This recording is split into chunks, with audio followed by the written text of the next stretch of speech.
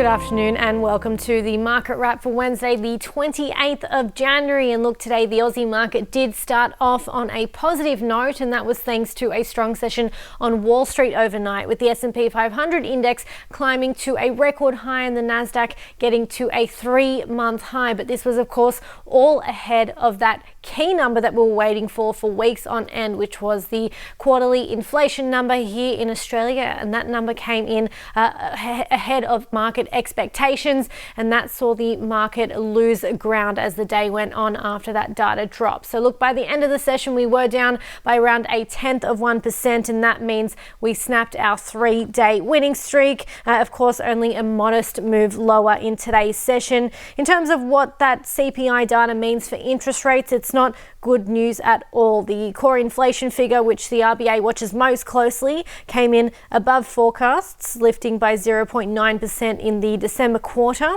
and rose to an annual 3.4% pace. That's up from 3% and well above the RBA's target range of between 2 and 3%. So the likelihood of a February rate cut has increased to over a 70% chance, and that's up from a little under 60% this time yesterday. And if that is the case, we will see the official cash rate lift for the first time in over 2 years to 3.85%, and that could happen as soon as February the 3rd, so just under a week's time. Now, looking across the different sectors, there were really only two bright spots across our market, and they were both in the resource space, including miners and also energy stocks, but we did see the other 9 sectors actually declining today.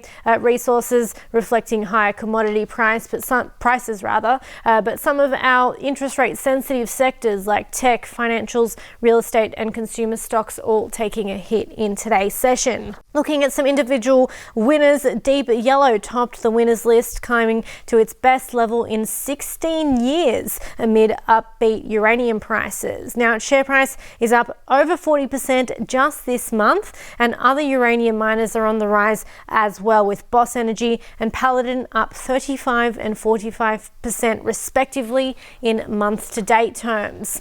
BHP reached an intra-session all-time high of $50.86, and this is of course after reclaiming its position as the most valuable company on the Aussie market yesterday, overtaking CBA.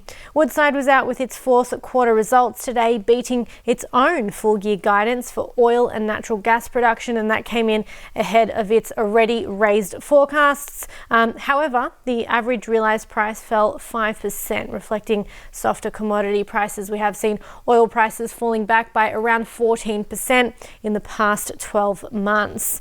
And gold prices barely budged last night, but today rose above $5,200 an ounce to hit a fresh record high. Of course, as the sharp decline in the US dollar fueled investor demand for safe haven metals. Also, US President Donald Trump said that he's not concerned about the dollar's recent drop as it sinks to its lowest level in 4 years, signalling that the administration is comfortable with a weaker greenback to support export competitiveness. So that lift in gold prices was reflected in the miners today, with the gold subsector and the broader materials sector both climbing to record highs. Looking at the losers though, our retailers came under pressure, of course, following the hotter CPI print that raised bets for a rate hike next week, which could add more pressure to retailers who have already had to spend more money on promotional activity just to get value-conscious shoppers through the door. Elsewhere, insurance broker AUB completed a $400 million placement to fund the acquisition of UK insurance group Prestige, and that led its share price down almost 5%, and DroneShield lost ground after its CEO addressed his decision to sell $50 million worth of shares last year, saying it was partly to cover a tax bill as well as to secure his financial future.